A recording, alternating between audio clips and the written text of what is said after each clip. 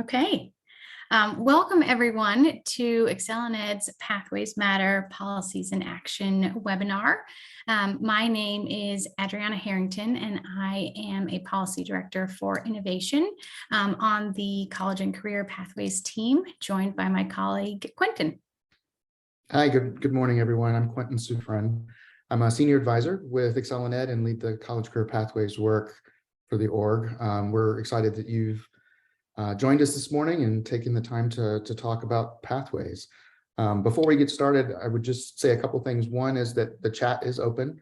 So if folks have questions, if you have comments, we will do our best to address them in real time, but we will leave time at the end as well to address questions you may have about anything we've talked about or just things that are on your minds with related to pathways policy. Great. So what we are here today is to discuss some updates to the Pathways Matter site that we launched in 2021 to kind of really hone in on that challenge that I know a lot of folks on this call are working on, that people of all ages are finding themselves unprepared for the reality of today's evolving job market. And to give just a quick recap on the context, why we embarked on this work was because as an org, we had honed in on pieces of the college and career pathways puzzle. We'd honed in on industry credentials, we'd honed in on college acceleration, work-based learning, all super important parts for learners' high quality pathways. But when we took that step back and looked at our work and where we wanted to go, we realized that we needed a more comprehensive way to think about the really complicated structure for learners to go from K-12 to post-secondary, be it 2-year, 4-year, industry credential, workforce, back again, right? There's a lot of policies at play behind those high quality options for learners. So we worked with an advisory council to develop the Pathways Matter framework, which is 20 policies focused in on 6 key focus areas. So the policies span from high quality CTE programs, strong return on investment use of data, to those policies around post-secondary acceleration, kind of getting learners up and into their post-secondary next steps. What are the policies that help to get learners across that finish line to attain the credential? Workforce readiness in terms of the policies around industry credentials, work-based learning. What are the policies that are kind of really bringing employers to the table in a meaningful way? And then what are the data pieces behind all of this? What's working, what's not? And so what we have worked to do is really think about, how do these policies work together? So great question around the focus areas. We like to think of it as a web, right? So how do the policies work together to kind of really build out that robust structure? It's not a checklist, not a start at the top and work your way down, more of a kind of, where are my strengths as a state and where are my areas of growth that I need to be working on? So we've leveraged this framework with states over the past year and kind of really had those fascinating conversations looking at the framework. Where are my strengths in terms of the policy space, and where are the opportunities or the gaps or the pinch points that are creating barriers for learners? Based on those conversations and our internal reflections as a team, we felt that some updates to the site were necessary to really drive that message home. So one of the big ones is the framework is now portrayed as a wheel. So really kind of, it's not a top down, get one, move on to the next one, but the policies really work together to amplify and support each other. And often just one policy is not enough to kind of tackle some of the bigger challenges that states are facing in terms of their education to workforce pathways. So we have added some additional features to the site, which we're going to go over today, and really hope that this helps to make the tool even more actionable and usable for folks in states and policymakers. Quentin, anything you want to add on the context or why we're here? Yeah, absolutely. I mean, I think for me, it's 4 things. One is We've spent before that, we've spent the last year plus really talking with states about kind of where they are on their journeys in order to kind of support learners in high quality pathways. And we've kind of reflected, but we've also heard a lot of different things, and in talking with policymakers, really honed in on, for me at least, four different things. And Adriana said it, but it's really true that the framework of policies is not a checklist. And so part of the work that we've done here and want to promote going forward with states and leaders is that, you know, it's a set of tools. There are 20 policies. We're not advocating for everybody to go out and pass 20 policies within you know, some sort of time span. It's really a set of tools, and depending on the problem the states are trying to solve, they can be used together, integrated in a fashion that really helps solve problems for learners, and it does impact them. The second I would just say is one that this area is actually quite complicated, and maybe that's a given, but it spans different levels, it spans systems, and the way that policymakers approach these areas is really important. So we're really promoting that kind of cross-sector perspective when approaching these problems, and thinking hard about who owns specific solutions. How are states set up to actually implement these pieces? So a big part of the work that we're kind of thinking about now, and it's embedded in some of these changes, but it's also some of our future work is around governance, and how can states really rethink how they're supporting, organizing, and creating or developing pathways that are high quality. The third, I think, is one thing that sticks out for us, and you'll hear about it in some of the solutions that we've put forward around these policies, is data. Obviously, this is no surprise to anyone, but we have found that too many states, if you're thinking about the cross-system kind of approach of this, too many states are suffering from blind spots in how well they know certain systems, certain programs are actually working for learners, not just within the time frame that maybe K-12 or post-secondary has them, but beyond those, right? What happens to students or learners who enter into a pathway? Where are they after 5, 6, 7 years? What does that say about the system as a whole? And the last thing I would just say for us, and this has been, you know, in some cases, hard lessons for us, is that the policies are important. We believe that they do have the opportunity to really change learners' lives. But I think we are focused, and we are leaning our focus more heavily into the implementation of policy, because obviously we have a lot of great, what we think, policy solutions. We have model policies, but it's really the work that goes in afterwards. And I say that for a couple of reasons. One is it is an obvious kind of statement, but at the same time, some of the things that need to happen in the pathways ecosystem haven't been done before, or only 1 or 2 states have actually attempted to do it. And so there's a lot to be learned. There's a lot to be mined in terms of like, well, what is the best way to really approach some implementation of cross-sector pathway solutions? And so that's a big part of both where our mind and our energy is going to go over the next year or 2 years here. Great, which tees me up nicely.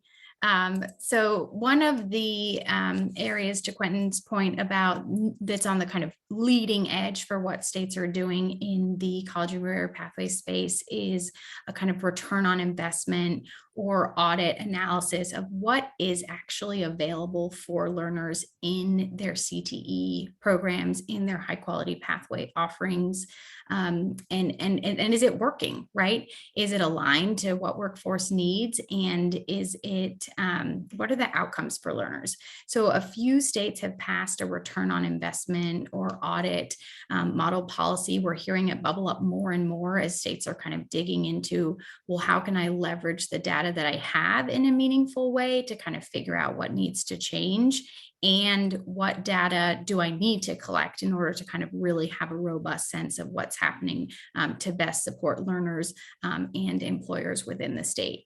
So I bring this up as we have created 2 return on investment model policies. We have an executive order and a kind of legislative model policy that is part of a suite of model policies that we have added to the site. So for 18 of the 20 key policies.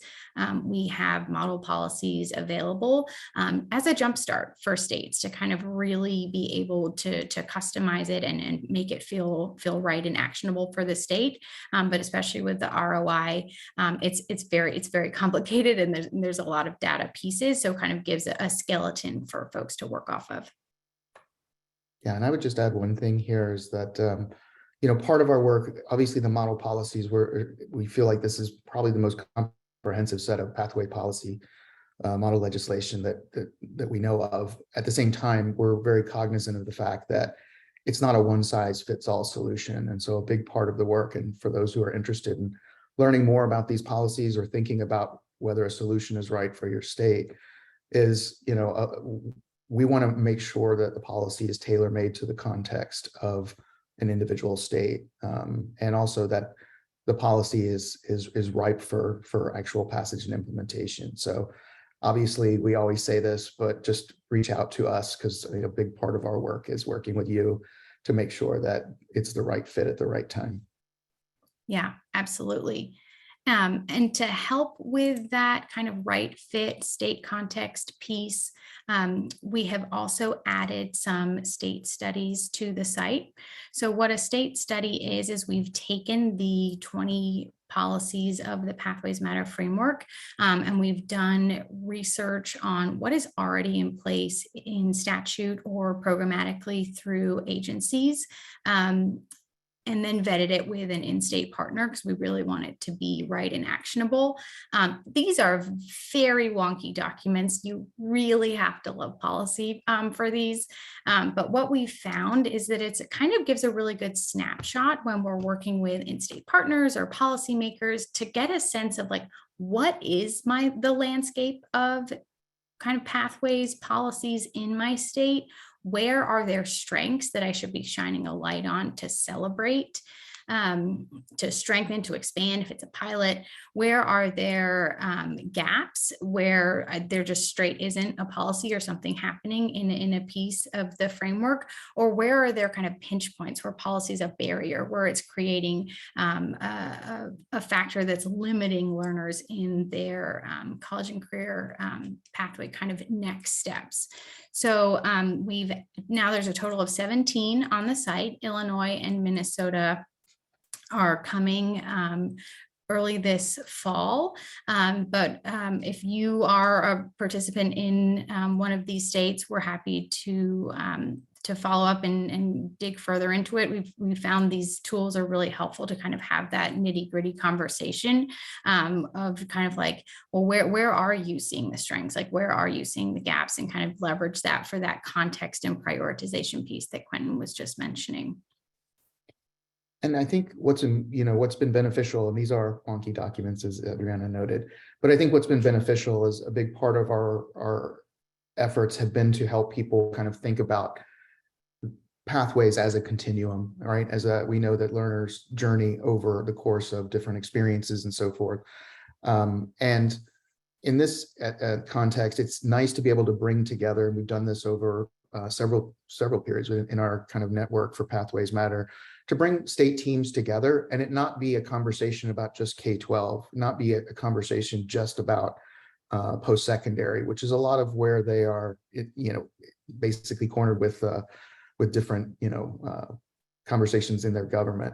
But also just kind of to span those across and say, let's look at this holistically, and let's really think about the transition points, some of the key policies that actually might be made at the post-secondary level, but have real impact on high school students, or vice versa. And then there's obviously the workforce angle, of which the business and industry piece is a challenge every state has on their plate. And so being able to bring in chambers, being able to bring in workforce agency folks, and even leading association folks is really critical here, to have them think about these policies in a more comprehensive manner. So at least that's our goal in having these conversations.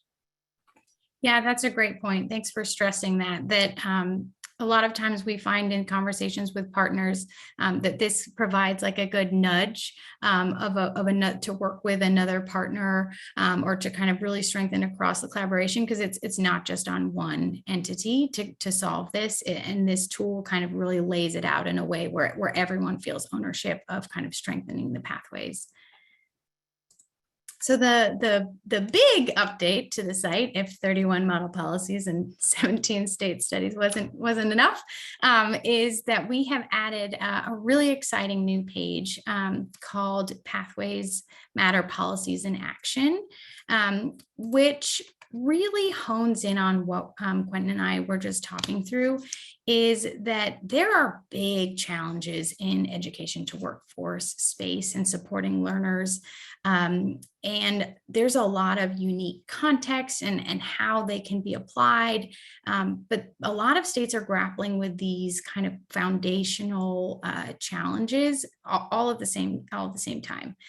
So a couple of examples that we hear repeatedly in conversations with our partners is that there's challenges in struggling to meet the needs of business and industry, right? There's struggling in supporting learners in completing and attaining their post-secondary degree or credential for a high quality option for them, for their communities, for their families. But these are big challenges. They're complicated challenges, and they're not a one size fits all, and they're not going to be solved with a single policy.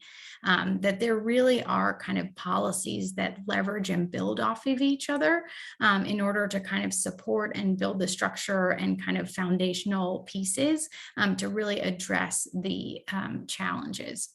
So we worked with our advocacy team and our in-state partners to kind of hone in on what are those big 5 challenges that states are facing, and what are the 3 to 4 policies that can be leveraged together to address the challenge and kind of build momentum in that space. So the first one that we identified is the big one, right? Like, pathways don't reflect our business and industry's needs. You hear from employers, right? Where we have the jobs, but we can't find the skilled workforce in order to fill them. And there's a lot of reasons for this challenge, but kind of the one we've honed in on is around the quality of CTE programs across the state, and that alignment to workforce, and also alignment to high quality for the learner, to make sure that what they're accessing is high value for them and setting them up for future success. So the 3 policies that kind of work together to support this challenge is conducting a return on investment analysis. So really taking that step back, looking at the data. Where are CTE programs really working for learners? Where are their outcomes really strong in terms of earning industry credentials, attainment in post-secondary? Kind of some states are able to go on into wage earnings later on, but also where are there gaps in who has access? So kind of really doing that data deep dive to figure out how to strengthen CTE programs, and then taking that information and using it in updating of CTE programs, in providing additional options for learners, retiring programs that are not benefiting employers or learners, and then looping in industry credentials. We know that's an important piece of CTE programs, and making sure that what's out there, what's being promoted, what's being supported by learners, is having that return on investment for both the employer and the individual. So you'll see on the site, there's a graphic with kind of the wheel, and then how those 3 policies or 4 policies are the ones who are pushing together to kind of address the challenge. The site also showcases for each of the challenge a state example to kind of really show what is possible in this space in leveraging the policies together. So for the first challenge, the state that we chose, that we are highlighting, is Florida, which did not do those 3 policies all at once, but has been building since about 2007. towards leveraging those three policies together. So Florida started with the CAPE Act, which kind of really digs into the career and professional academies, what's offered in CTE programs, and started with the industry credentials. So thinking about what industry credentials are being earned, and then how are they being incentivized by the state for those ones that really are high quality. And then the next one is around, they added in the industry credentials incentive for community colleges, and then looped back in on that return on investment analysis. So they passed an executive order to kind of do that landscape analysis of what is being offered, what is being attained, and what is the alignment. And then in 2021 added onto it further to kind of think about strengthening their data collection, created a single agency to oversee the work, and then really honing in on that master list of credentials in order to kind of drive the change. So there's been a lot of, this work is really hard, right? I think Quentin said it on the onset. So we're excited to kind of see where Florida goes in kind of fine tuning the credentials and what's being offered. And they're planning on doing that audit biannually to kind of really continue to dig into what is out there and what is working for learners. The second big challenge is around pathway options can be limiting for learners. So too often kind of what's offered for students is a dead end, or it's aligned to a low wage, low skill job. And we think of pathways in a broader sense. It's not just CTE. It's not just CTE students. It is kind of how are we supporting every single learner on being on a high quality pathway, thinking about the courses that they're taking, the post-secondary, right, college acceleration, dual enrollment, advanced placement, work-based learning, industry credentials, right? How are we thinking about that robust series of experiences that every student can and should be able to access to kind of really support them in their future endeavor. So the four policies here that we've honed in on are the CTE programs, college acceleration, work-based learning, and industry valued credential.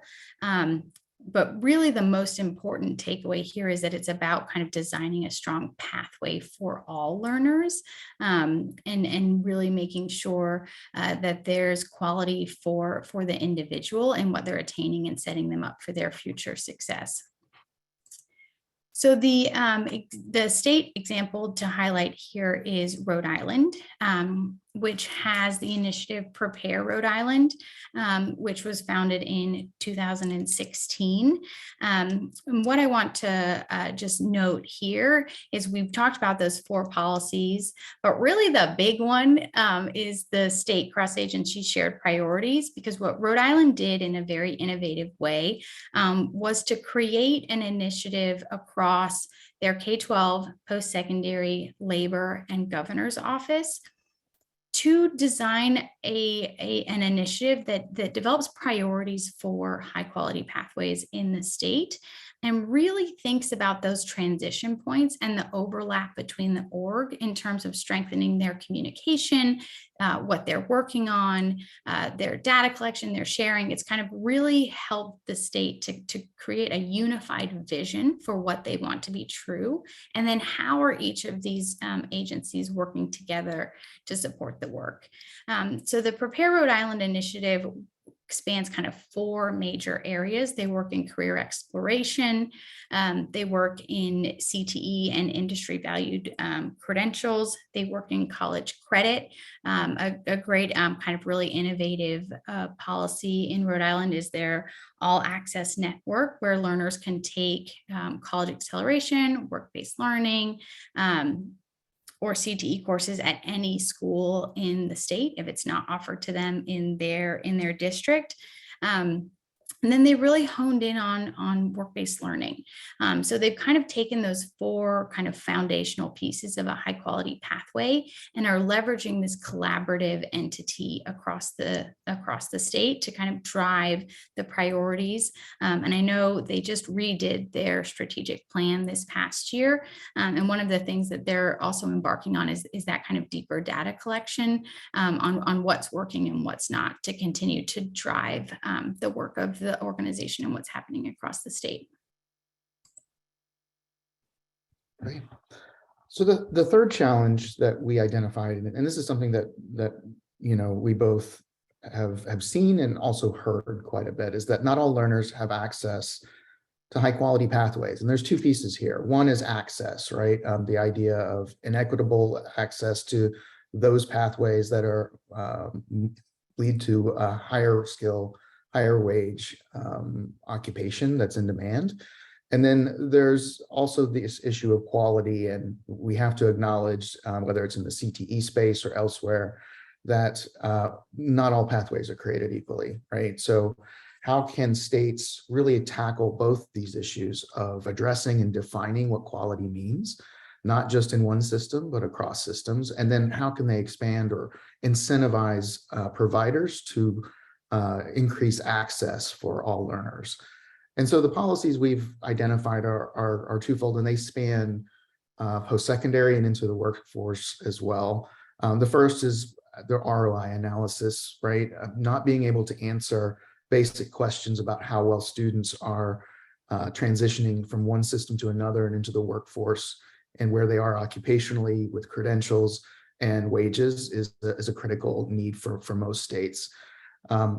Targeted CTE program funding. We recognize that CTE is just one pathway, but it is a one that states invest billions of dollars, depending on the state we're talking about, but certainly in millions for most, that really drive a lot of the decision making for what's on offer at the local level. And then when we think about, not just trying to create pathways that are leading into good areas of credentialing and post-secondary attainment, but how do we make sure that the outcomes are really what we're looking at? So incentivizing institutions and education providers to make sure that folks complete and go on to pursue an occupation of their choosing that's just with sustainable wages.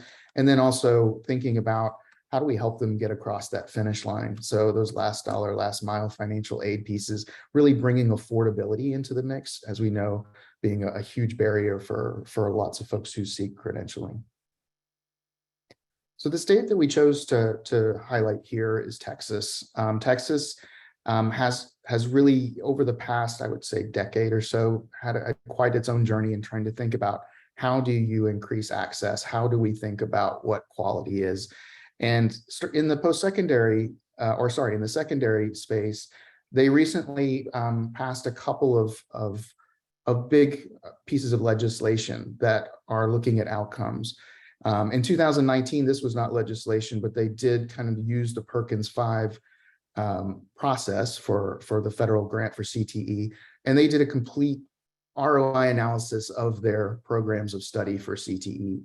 And so this helped them kind of determine which of those pathways within that program are going to be more valuable to students than others, and which ones probably need to either be shuttered or replaced with more innovative ones.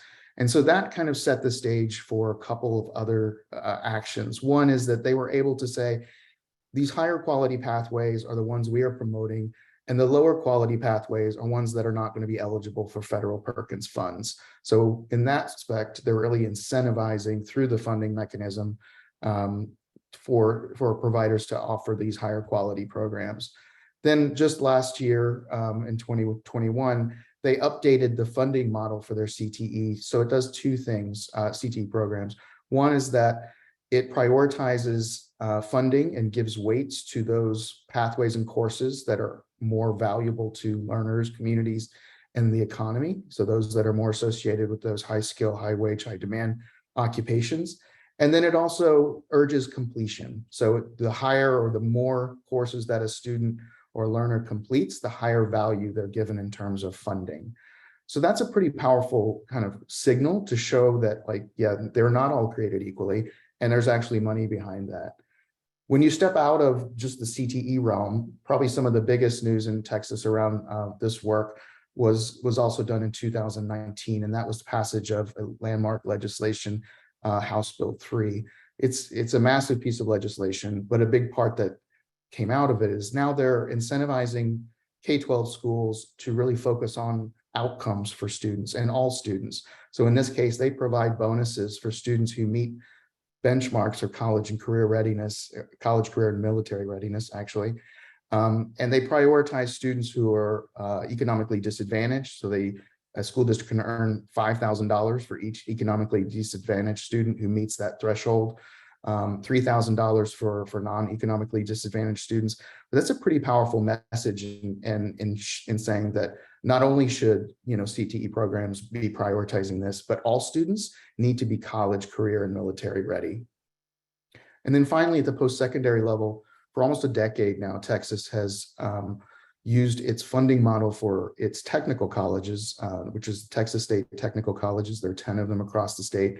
And they use an outcomes-based formula that pays the colleges not just for completion of credentials by learners, but whether or not they're placed in a job within 6 months of graduation. So it's really focused on those pieces and how that outcome of a sustainable wage job really plays out for learners. The fourth challenge, this is some college, no degree. That is probably one of the even though it's challenge 4, it's probably one of the #1 things that we hear from states. And this is whether it's dropping out or just leaving and not coming back. And in some cases, never starting at all. There are ways that states can address these barriers to help them earn a valued credential. And the policies we've highlighted here really do touch on the transition points between K-12 and into post-secondary. So remediation, when we think about remediation, we think about all the students who show up at the college door, and whether that's community college or four-year college, that they aren't ready to actually succeed in college-bearing coursework. But we know that there's a different way of addressing remediation, which is called co-remediation, which has students earning college credit while they're getting additional support, rather than being put in classic or traditional developmental courses that have no credit and really rack up debt. So that's a key way of making sure that the affordability aspect and that they're not losing time. College articulation agreements. Students in K-12, or whether they're in post-secondary, often take dual enrollment courses. They might be in a community college and want to transfer to a four-year college, but without statewide articulation agreements, some of those credits may not ever transfer. I think there's one statistic that we kind of hone in on, which is many students lose on average of 40% of their college credit when they transfer from an institution to another. And that's not just credit, that's time, that's money, that's effort. And that's something that families probably aren't as aware of, and policymakers need to be more aware of. And then finally, those last dollar, last mile financial aid, the finish line pieces. So whether it's through community college and making sure that after all kind of supports are exhausted, there's funding for community college, or whether it's saying, you only have this many credits left, we're going to have supports for you, whether that be paying for your tuition or just helping you a grant to help you get to school so that you can finish your college credential. And then finally, the outcomes-based funding again. So this is critical when you think about, what are we incentivizing with state dollars and federal dollars in terms of in terms of results.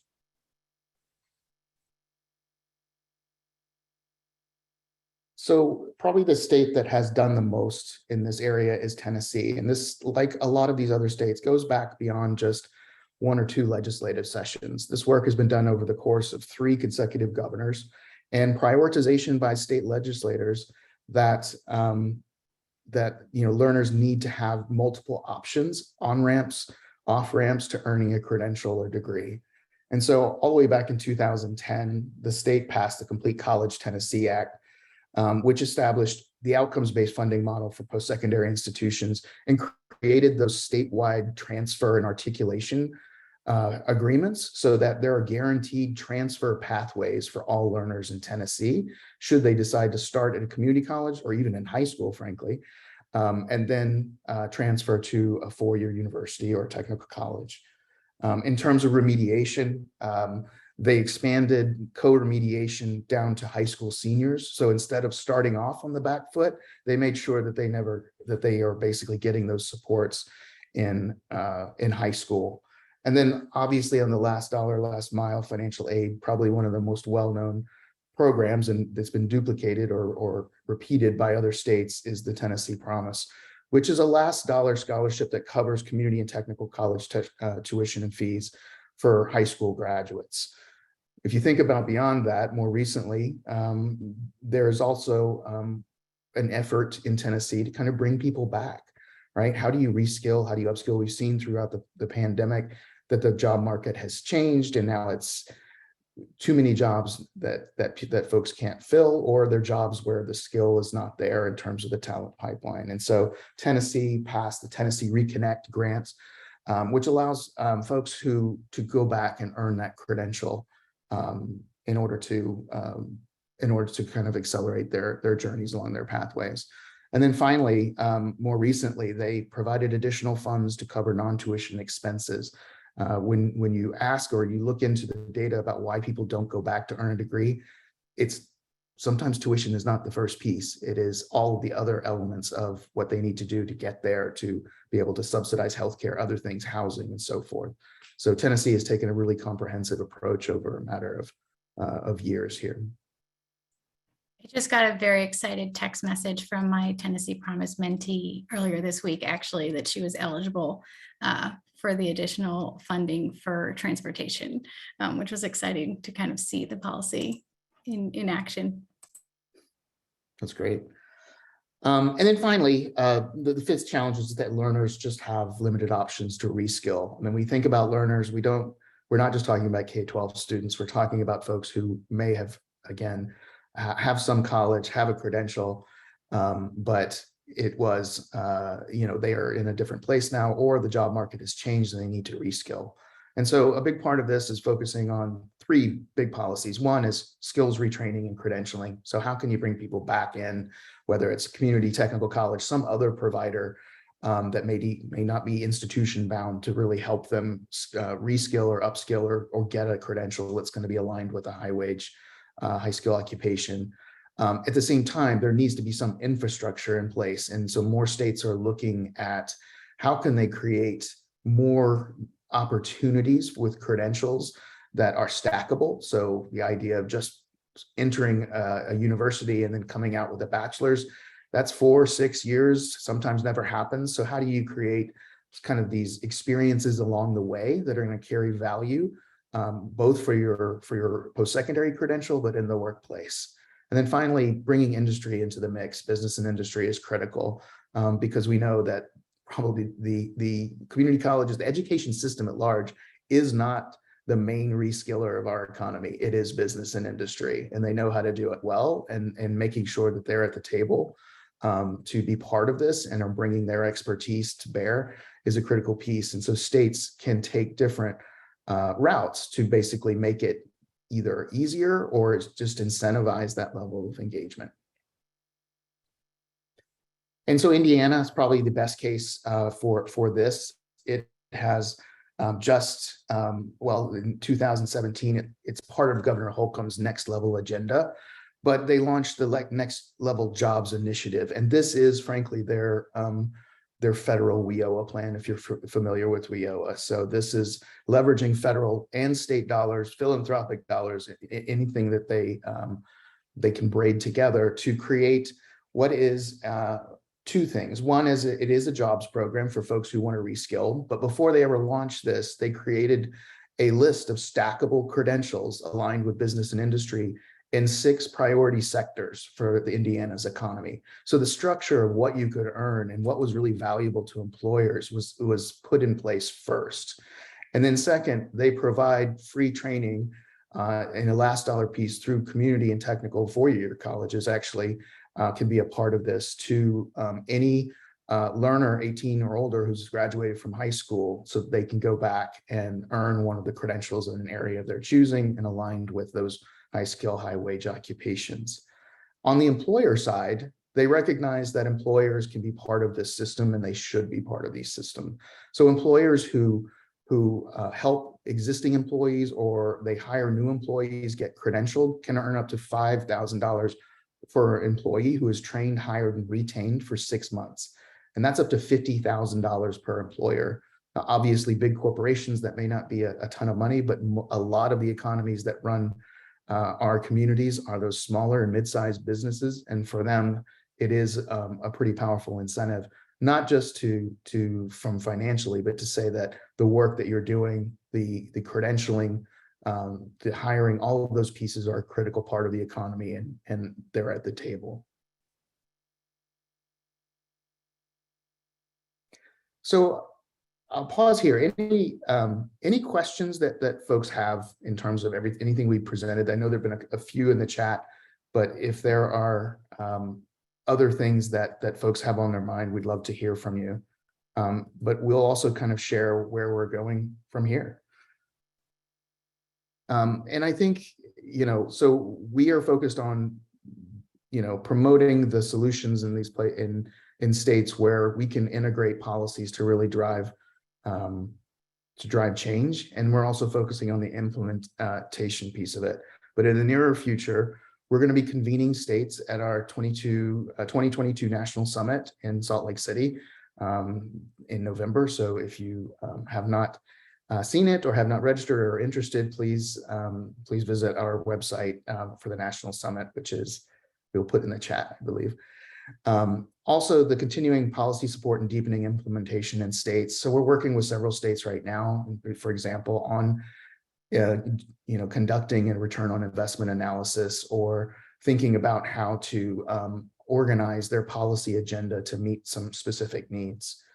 And then finally, we'll be deepening our resource bench one more time, I think, around two areas that we recognize are missing and exceedingly important in some of the work that we're doing. The first is related to state governance. So this gets back to when you are asking folks to come together and change, who owns that change, who owns the shared vision of success, and who is owning the shared accountability of that work. And right now, even though learner pathways are or should be integrated and span systems, they currently are governed by agencies that are largely and sometimes siloed. And so thinking about how states can organize the work is a critical part of what we are seeing. And we're seeing that states that are doing this well, or at least doing it faster than others, have addressed this issue of who actually owns this work and who has the power to convene, to fund, and ultimately to press for change in a coordinated fashion. So we'll be adding a resource on state governance based on what we've learned in this area. And then also, finally, on pathway navigation and advising. We are not a student-facing or parent-facing organization. We've done some work in this space, but what we found through our research in Pathways Matter for Families is that a lot of the information that students are getting or parents are getting is not comprehensive. It's in and of itself is siloed. It's focused on an honors program, course selection.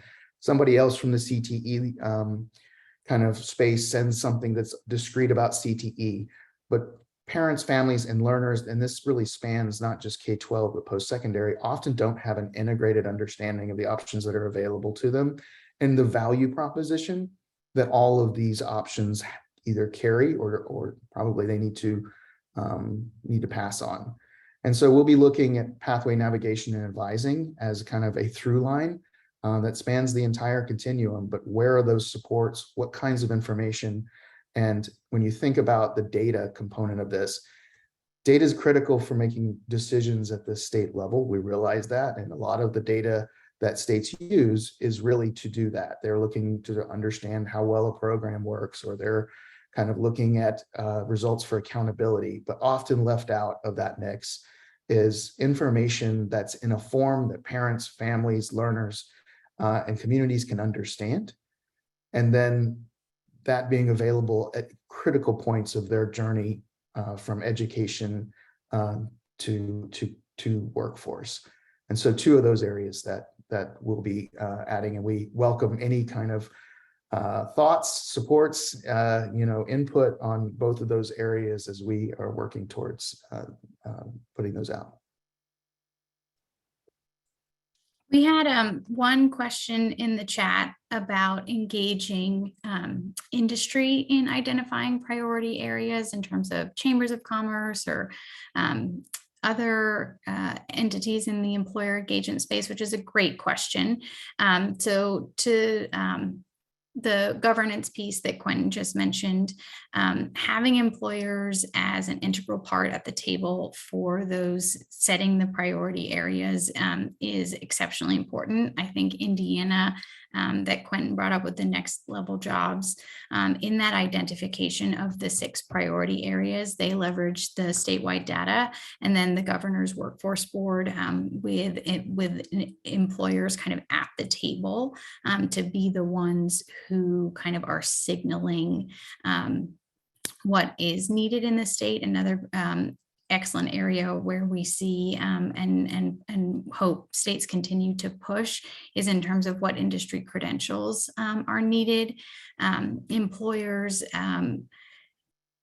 are the ones who are kind of the demand side. So it's a both and of pushing the quality from the K-12 and the post-secondary and looping in employers on signaling and supporting employers in doing a better job of signaling what they really need and what can be most helpful. But we see kind of employers bubble up in different policies and are, to your point, Pierce, like a super important stakeholder to be engaged in this work.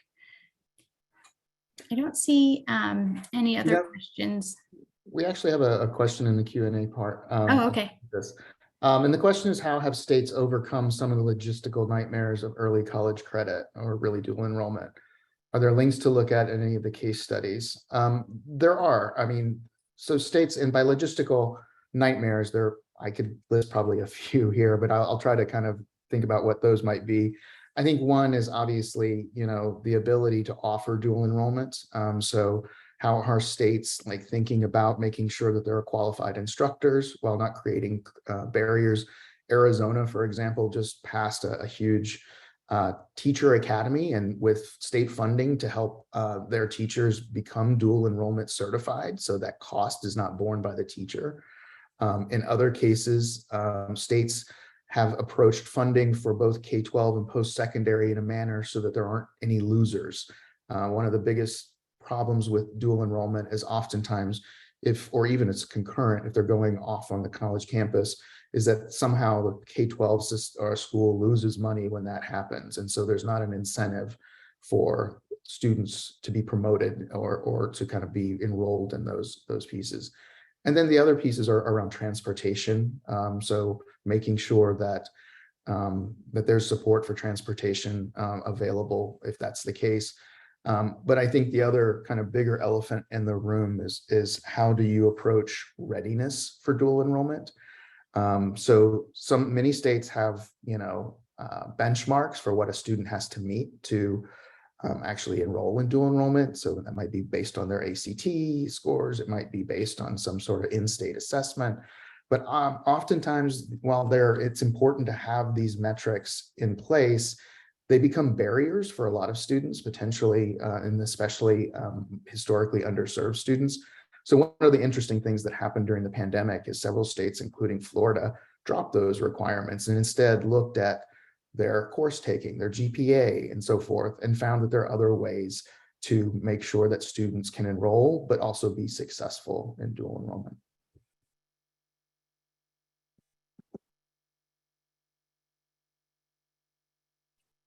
Any other questions? We'll hold our wait time before. Adriana's better at that than me. So.